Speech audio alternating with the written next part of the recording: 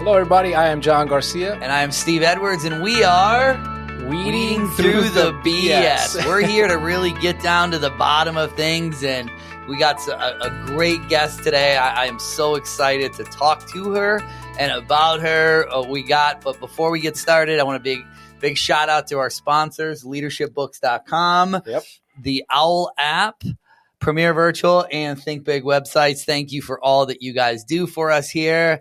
Now, Sara, excited to have you here. Sara is an innovator, John. Sara Page. Sara Page, the innovator. The innovator. You know, she does things out there. What I love about Sara is she goes above and beyond.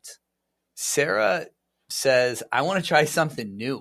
And just Sara weeds through the BS.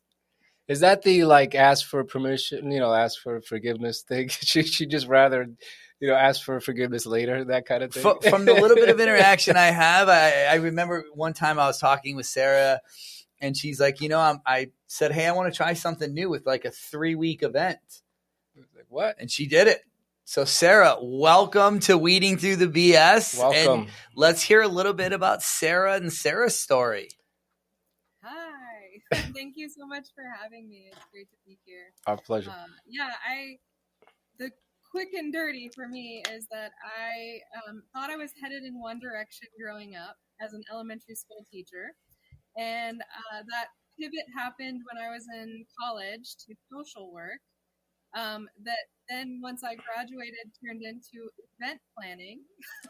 And I worked for nonprofit different companies and organizations for about 20 years before coming to workforce development. So my background is much stronger with events than it was workforce development, but little did I know it was going to be a fantastic fit for me and the skills that had developed throughout the years. So yeah, it's been a pretty fun trajectory in life. Never slowing down, but I was going to definitely am the ask forgiveness, not permission. There you go. I love it. We love people like you. Yeah. I was going to say, if Workforce Solutions boards are listening or anyone there, hire people that have event experience. This is a trend I've been seeing. Yeah. Twice. Yeah. I mean, obviously you said it was a good fit. Those skills translated into your position, which I don't think looking at it would make sense, or it doesn't seem like the event person in a workforce corporate culture would be the great fit, but obviously it is. What made you go from a teacher to social work? So I was mid-education, and there was this recession word, which we're hearing again, unfortunately, for teachers specifically in San Diego County where I was going to school. So it was actually more fear-based. And then I looked at social work, and it was the easiest transition from the education base that I had to actually still trying to graduate on time. So accidental, but it fit. And probably the only transition where you lose money. Unfortunately, I say it laughing, but social workers, we know it's just hard to make a living. And, teachers is already probably pretty underpaid, as most people know. And then you go to social work, which is even more difficult to do that and make a living, right? And how I landed in events was because when I actually did graduate, 80% of social work jobs were cut. In California. Welcome to the real world. Welcome to, degree? Do you know what my degree is in, John? Your degree? Yep. What do you think? Sociology. Sociology, With a minor in BS. Yeah, no. So when I started my first, I was like, oh man, I'd love to be a doctor, right? So I was like, oh, maybe pre-med. Then I'm like, then I got to study. And I was not a good student. I was not in sociology. I looked at the study of people, and there was a lot of girls in sociology, and I couldn't type, so I needed people to type my papers. You threw me all off. I thought sociology was good. No, it was a lot of girls. No, I just thought that I needed people to help me type my paper, and I honestly enjoyed it. My favorite class in high school was sociology, Mr. Popple. And I mean, it's still right. I've been out of high school almost 30 years. I mean, he was my favorite teacher, and I really enjoyed it. So that's why my degree's in sociology. A lot of people think it's like a business degree. No. I went a different route. Well, I think you did well. I think it carries over. I think right. You got to kind of follow your passion, right? Like, you went from elementary kind of fear to social, and then it changed, and then you went in event planning. What kind of events did you put on? So I actually started doing faith-based events with Christian organizations, and there was a pretty giant church here that was willing to give me a chance. So I will say a lot of my foundational event planning came from volunteering there first. Okay. And then ultimately working. We ran a conference for church leaders throughout the country, and now it's actually worldwide, that we're basically just filling them back up. So there's the social work piece. Yep. We were pouring into these community leaders that were exhausted and being able to recharge them. And you could see it on their faces from the day they got there to the day they left, how recharged they were. And that is what built my passion for seeing and making a difference. And I was there probably 5 years. And then I went on to larger, like, festival type events. I did come back occasionally and do concerts, which is really fun. I love planning, those types of events and things. But ultimately, I landed an organization called March of Dimes, which was a national nonprofit that helped moms and babies. And so that was a really great community to be a part of. And unfortunately, after about 7 years there, the pandemic hit and my trajectory switched. But I did a lot of logistics, contracts, volunteers, things like that. So I was still working with people in every aspect of that, which is the social work. And actually, I was going to say our college was combined. So we had criminal justice courses, we had sociology courses, and we had social work courses as part of our major. So nice. We graduated with, I think it was like 6,000 different types of jobs that we could apply for with the qualifications that we got. So it was almost overwhelming. I know there was that many. Nice. So do you said about your conferences there. I mean, I think, with the faith-based, and the churches and stuff like that, I mean, that is a production. Oh my God. I know the church that I go to. I mean, that is a huge production with the band and everything like that now. And, plus all the events and stuff they go on that keeps you busy. I've been involved in events. Putting on events, I think, is one of the toughest things to do. I mean, you're juggling so many balls, right? There's so many different things going on, from vendors to volunteers to tickets to promotions to marketing. What's the biggest? We always ask it. What's the biggest BS you've had to weed through putting on one of those events? Where have you run into the biggest challenges? Can I just tell you? I call it the monsoon that hit the Thrive conference. It started raining, and I will say California is getting a little bit of that right now, but this was back in 2011, I think it was. Mm-hmm. Don't quote me on that, but all of a sudden, with pretty much no warning, it started raining and didn't quit for the entire week of our outdoor base. You can't do anything about the weather, that's for sure. I affectionately call it monsoon season because we had exhibitor booths, and you'll know the importance of this, Steve. Exhibitor booths that were flooding. They were water up to the knees on some of them in this area where we had stationed them. So it was just insane to navigate the logistics and make sure that our paying exhibitors were taken care of.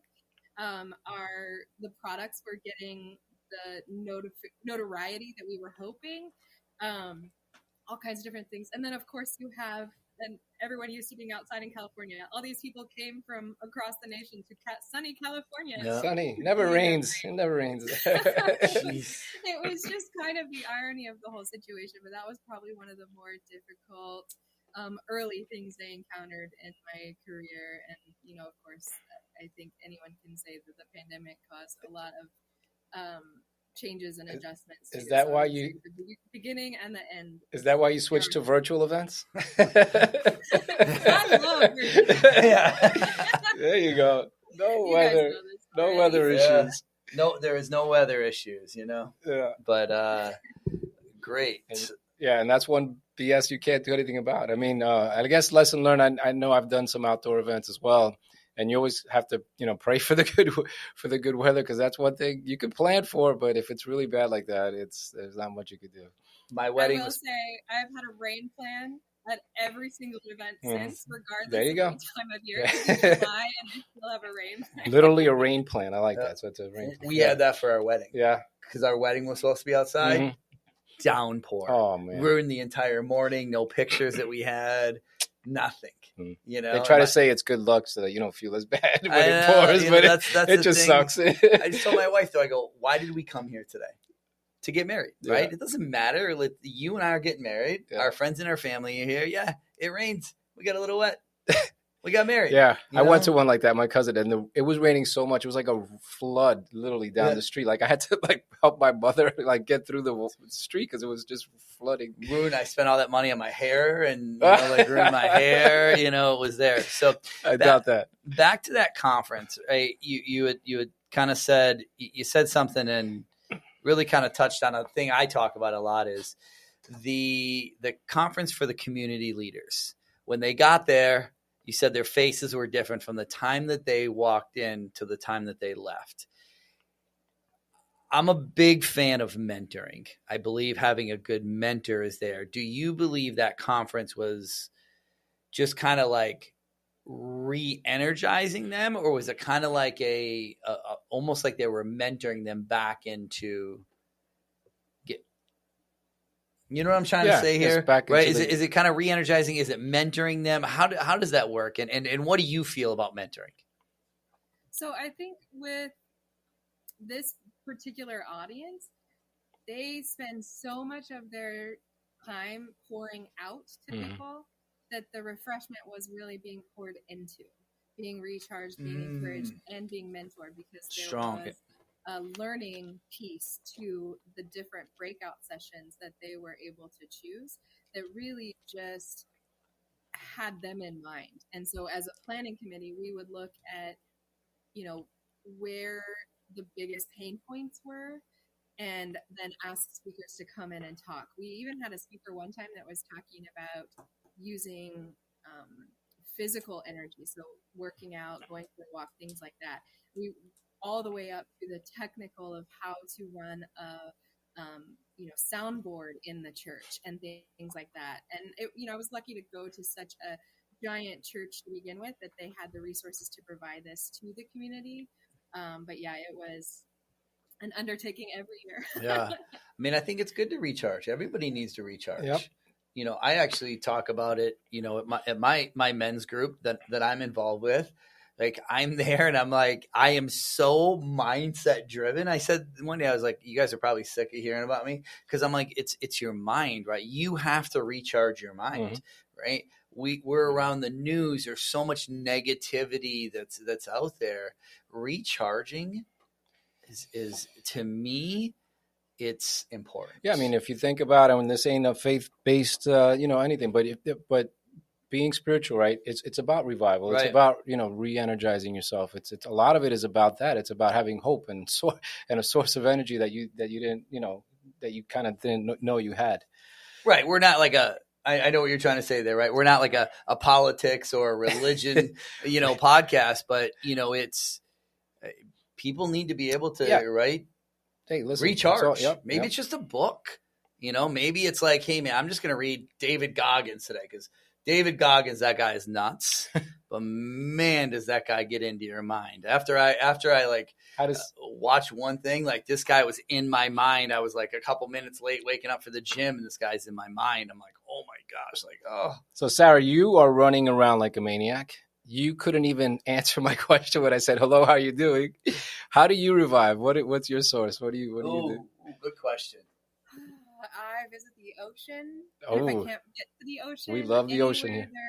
I could hear the sounds of rushing water.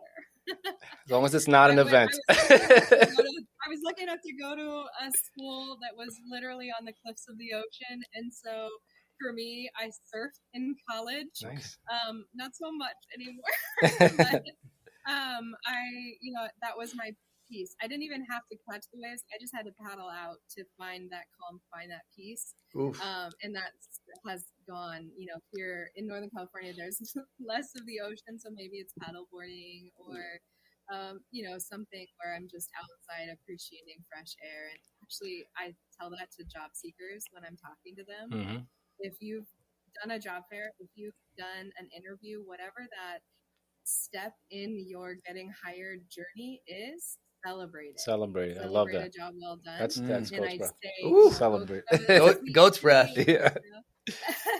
Goat's Go breath for it, means it's Donna. as strong as goat's breath. That's like Yeah, amazing. we love So, that point. Yeah, yeah. I mean, people. I always say the journey, not the destination. You do really have to celebrate each step along the way because it is. You can burn yourself out trying to get to that destination. Then you get to the destination, it wasn't really what you thought it was going to be in the first place. where'd you end up? Where'd you go to school that was on the cliffs? Point Loma, Nazarene. Point Loma. University. Okay. Yeah, well, I we're mean- we're in Florida. We definitely relate. The ocean is never more than a couple miles away, and it's true. I love being in front of the sunrise, sunset on the ocean. Talk about revival and energy. I know. I That's see where your get- Facebook post. Yeah, I wish I could do that. you could. You I do whatever just you. wait. Wake the kids up. Hey kids, get up at 4:00. We're gonna go out and watch the ocean. That's a little tough. But real quick Sun with shit happen too. Those are at night. Yeah. But we're talking kind of about work-life balance. You're in workforce. You tell your applicants as they take their steps to celebrate it. What about the employers? I mean, we hear a lot about work-life balance. Are you seeing it? Is it real? Is it just talk? Is it BS? I think there's some hope oriented. I will say that's one of my struggles. If I'm ever asked, what is your weakness? Work-life balance, because it's hard for me as I don't want to say perfectionist. I'm very detail oriented, but I like things to go. I like to project problems so that when they actually come up, I already have a solution. Again, Oof. probably trauma from that rain, Yeah. rain plant issue. I mean, you would think after what you just said about the waves, you But love water. yeah. So were you sitting there frustrated at this, but yet in your mind it's calm because you're hearing the water? So you were calm going through all the BS. Going through the storm. Well, and that's that was the thing is I really was able to keep my head and make a plan, and it was a step-by-step plan. We thought when it started raining, we put up the tent walls and that would be sufficient. And then they started flooding, and so we were actually on like plan D or E at that point. So it was just making sure that our people were taken care of appropriately and in the best way we possibly could. And honestly, they were so easy to work with and so joyful. There's a point where I am a grown child, so I would jump in the puddle. Yeah. Nice. That's a good way to So let take me some tension out. let me ask you this. So we got Sarah here from California. She said people are easy to work with. They would jump in the puddle. Imagine if that happened in your home state of New York. Ooh. I don't think it would be as calm and relaxing. What do you think? No, Now, I know you had Woodstock, but I'm saying New York City, this happens. Misconception: New York City people are the friendliest people in the world. I'm going on record with that. Oh. Bullshit. Yeah, that's what I call on that. That's it. That was a true call there. So, Sarah, we know you've done you do a lot. You did, and not to talk about kind of the side of it, but you did something that I've not seen anybody do on the Premier Virtual side of things, right? And I'm not just talking about Premier Virtual, but you came up with an idea, and did you pitch it to your bosses about the 3-week, because I love what you did, right? And I've told you that before, but how did you come up with kind of an idea and you executed on that idea? You see, I took that idea to execution. Yep. How did you do that? And what kind of were the results that you saw from there? So yeah, we saw a need in our community based on a few of the events that we had already done, that the window that we had the job fair open wasn't quite enough for people that maybe wanted to look for work that were not currently unemployed. And so really it was about meeting a need. And then as the event itself developed, it had all of the pieces that an in-person job fair would have in a 4-hour period, but spread out over 3 weeks to try and avoid some of that, I call it the fire hose of information. And so it was basically just an idea I had, and my team backed me and said, let's give it a go and see what happens. And we lucked out. It worked out pretty well. That's we like to communicate a lot too. So we surveyed our employers, made sure it was something they could manage. We asked them after the event if they liked it, so we would know to do it again or not, what that looks like. And I will say we aren't having the third week, but in April we have a 2-week version of it. Okay. And everyone's on board. They're excited. It makes sense to them now to leave it open a little bit longer. We even used it for our rapid response, where we had it open an entire month to make sure that we gave those that were being laid off an extra week after their final end day. So it was really just that strategy in providing the services and thinking about the job seeker and what they might need. Oh my!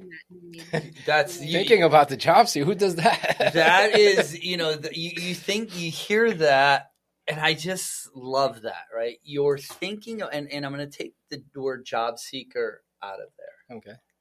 Thinking about the end user, thinking about your client, your customer, whatever you want to call it. So many people forget about that.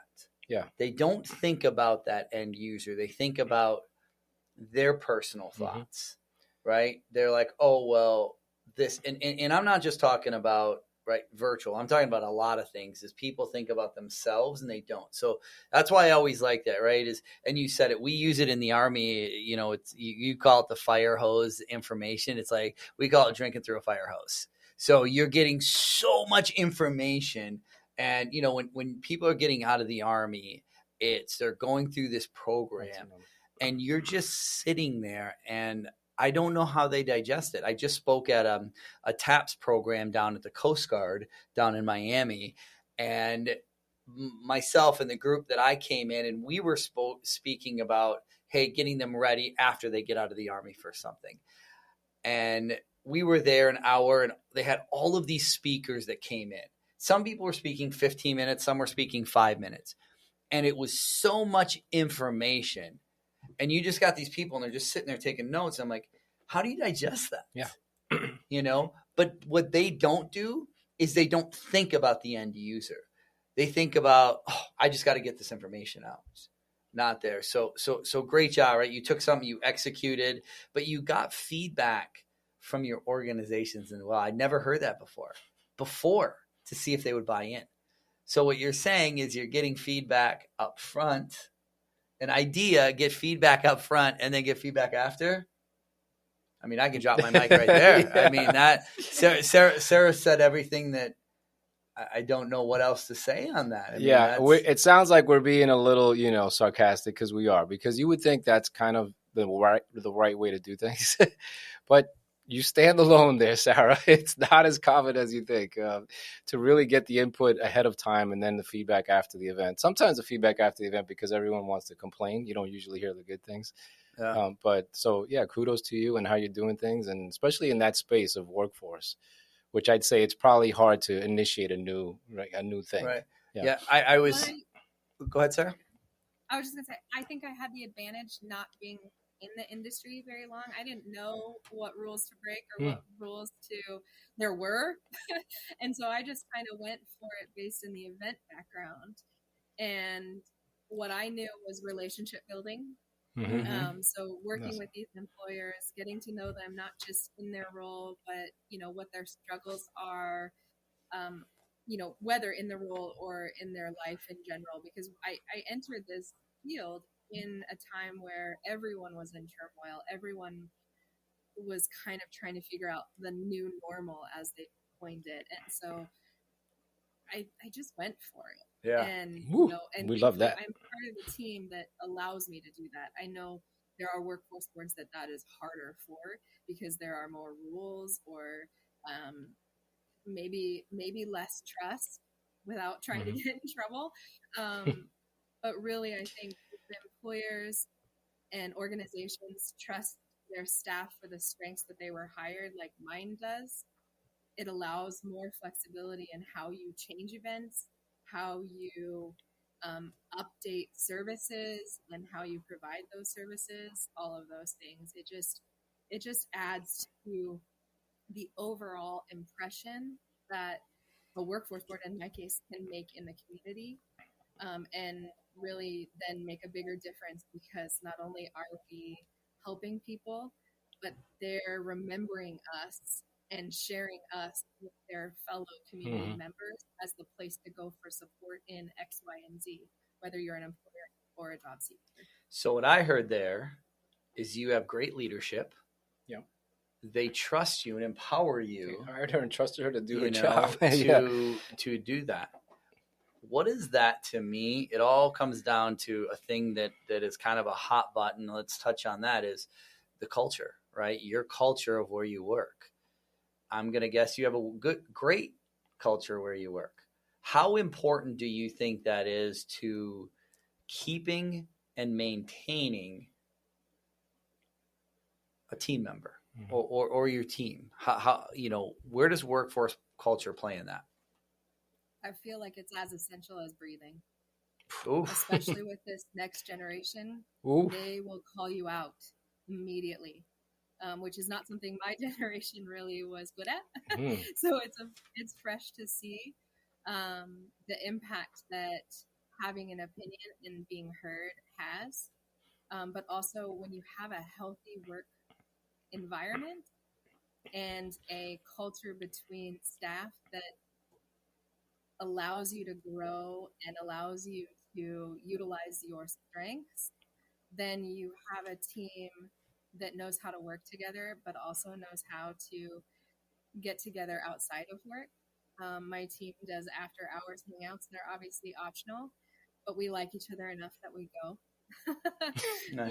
And so there's things like Just that enough. are just crucial to the environment. I will say there's an organization that has groups for their staff, so you can join whether they're I'm trying to think of some of the options. Some of them are cultural based, some of them are like activity based, sports or things like that, but they provide an outlet for employees to connect with other employees that have similar interests, almost like the meetup for a community group. Nice. Oh, I like that. Yeah. I mean, you see it. Is huge. That's really huge. I mean, you see kind of people kind of go towards each other. You get people the same likings kind of go towards each other. Yeah. But, in a large organization, you don't know everybody. You're not going to be in the same office. So that's power. I never heard that before. If you don't mind, I'm going to always call out this. Oh, we know where John's going here. John here he didn't, John here said it's not religious, but John here is Mr. Mr. what? We're going to bring out I know the question. You know the question. You said it's good that this next generation. There it is. Calls it out right away. It almost sounded like you said calls out the BS right away. She didn't say that. I'm paraphrasing. But I want to ask you this. Do you think they're making it better? So do you think that calling it out right away, as you put it, is something that is getting the right attention, the positive, response that's making a workplace better?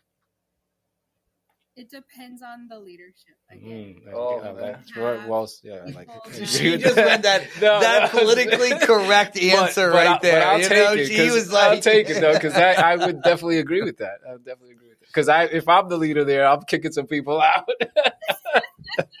Well, it's the openness too, and the delivery. I feel like the one thing the next generation maybe will learn as they get older is how to deliver your point without ruffling feathers, and that just comes with time. And you mean like don't send an email to your boss and say, hey, or get on a call with your boss and say, just so you know, I sleep till 11 o'clock every day.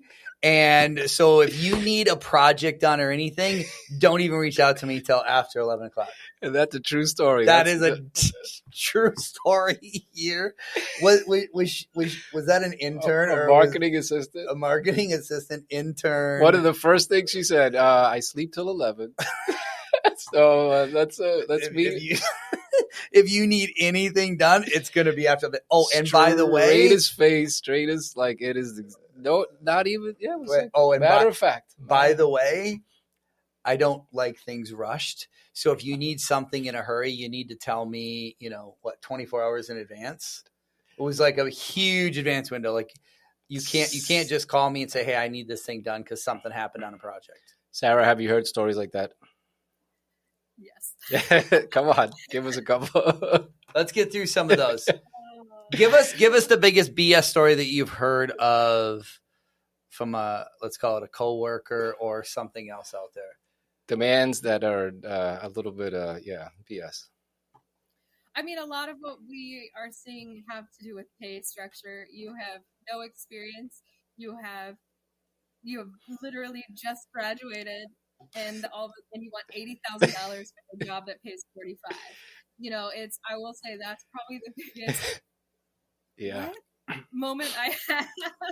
And they think that this livable wage concept means that the pay is absolute, and they don't understand that some of us had 2-3 jobs at a time to make a living wage. Mm-hmm. So it's really coaching through those misunderstandings, which are just not having experience. Yeah, I don't know where that expectation though has been set. Like where, like these kids they graduated college, and like where was that expectation that they were going to, graduate and that would be the case? Because somebody's messing up in that whole, Where is it at? Yeah, where is it at? Is it at home? Is it at the school? Or is it just among themselves? Is it, just a different?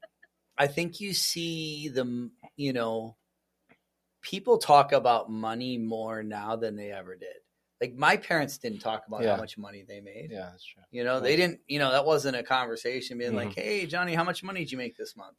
Right. I never really thought about it. Right. And then I got into sales. Right. And it was people talked about that more, but I think it's out there now more. There's now reports out there. It's in the news, average salaries and stuff like that.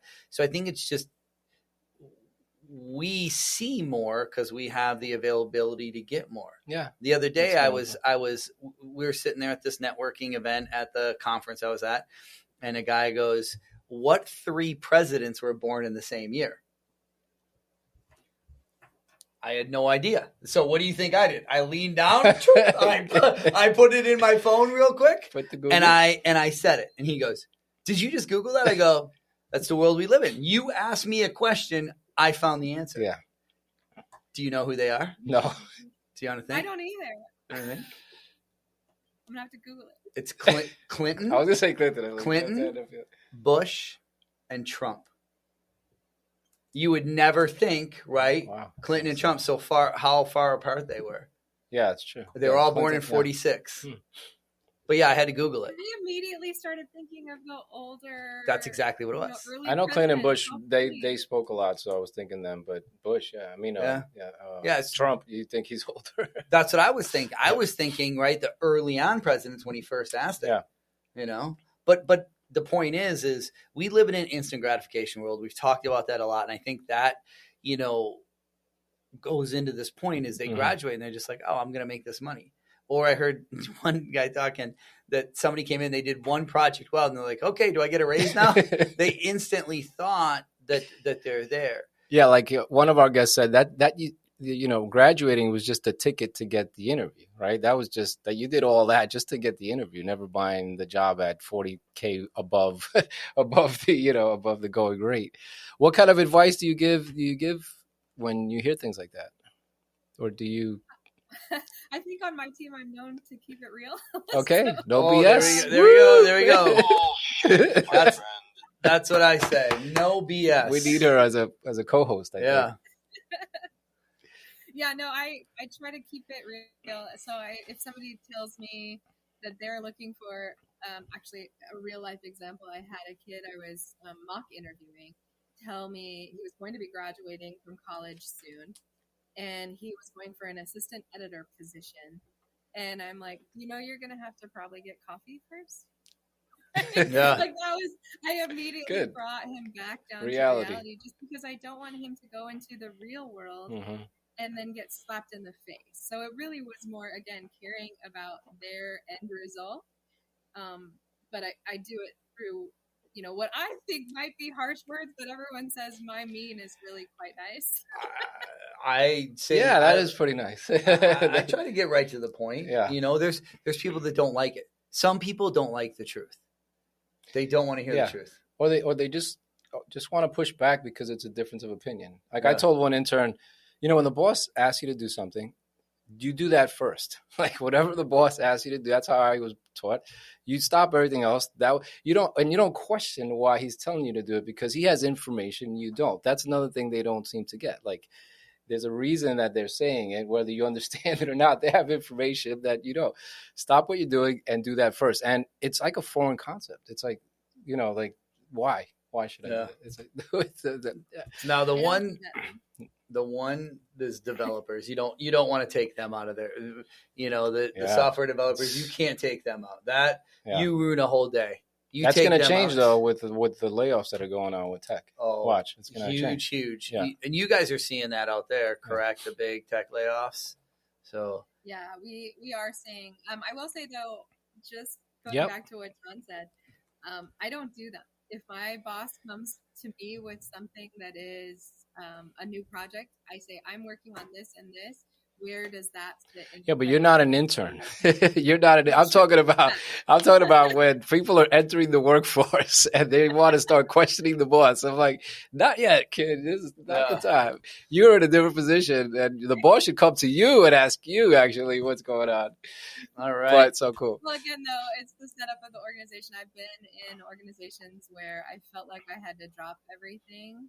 To work on whatever was interrupting me. And I really had to learn how to maneuver those interruptions in my career so that I wasn't working as much overtime. I wasn't hitting those burnouts. I wasn't doing all of those things. So it was a 20-year process. Yeah, it is. Because obviously you could be getting like abused from a boss, like just dumping on you. That's different. You need to. I remember one time I worked in New York City. I was only working for about a year, and they put me with the B lady, like the really mean one, right? And she abused sales assistants. Like she would get through them. So she would take her Rolodex. This was back in the day. She had a Rolodex. Do you want to explain the Rolodex in case? Well, nobody's listening to our show as much as you talk about generational. Nobody's listening to our show. But for those of you who know, a Rolodex is basically a business card, a ring. And when she would call someone, she would take it out of the ring. Yeah. And she'd put it on her desk. So by the end of the month, she had all of these cards that were once in the Rolodex on her loose. Yeah. So she would come and just dump it on my desk and say, put it back in order. It was crazy. It was like, so this is the type of woman that she was. And that was one of the easiest stories. So one day she says something about me and she's literally running down the hall to basically tell the office manager like something bad. I go right behind her. And when she goes to close the door, I put my foot in the door so it wouldn't close. And that was the end of that. She never mistreated me again. Yeah. So you do have to speak up for yourself sometimes. Yep. Nice. I see it. All right. Well, Sara, I think we're down to the last kind of segment here. Yep. Let's kind of get the BS question, right? I'm down by one. You're down by one. I'm down by one in our BS detector. We keep score here, so we were tied. The last show I picked it, he was wrong. So I was wrong. But I've made every show, so I think that counts for 5. So we're gonna ask you 3, or you're gonna give us 3 statements, 2 truths and a lie. We're going to pick which one we feel is the BS. So whenever you're ready, go ahead. All right. I have 3 for you. All right. 3. All right. We're going to see. You know what? Maybe it's because I haven't flipped. I wasn't flipping the cards during it that time. It's got this little. I like to flip cards because then I can kind of, I feel like I'm attaching to you. So, all right. You're not a distraction. Not at all. Go ahead. All right, so my 3 pieces of information for you to choose from are: I once competed in a Tough Mudder in Lake Tahoe. In a what? Tough Mudder. Love those things. You know what that is? Okay. Something that I'll never do. That's what it is. I learned how to drive a stick shift or manual shift on a tractor. Okay. And I was a competitive golfer my entire childhood. Ooh, I almost was going to get into golf today. Next episode. Did you grow up in California? Can we ask questions at this point? Oh, look at Hashtag -1. Okay. So what do we got? We got golf. I'm looking at my notes. Oh, okay. Yeah. So she competed in Tough Mudder. You know what that is? Yeah. All right. Learn how to drive a stick using on a tractor trailer, and then was a competitive golfer her entire childhood. Okay. Oof, I don't even know. Mudder. Like my BS detection is off a little bit. Okay, I know what I'm going with. All right.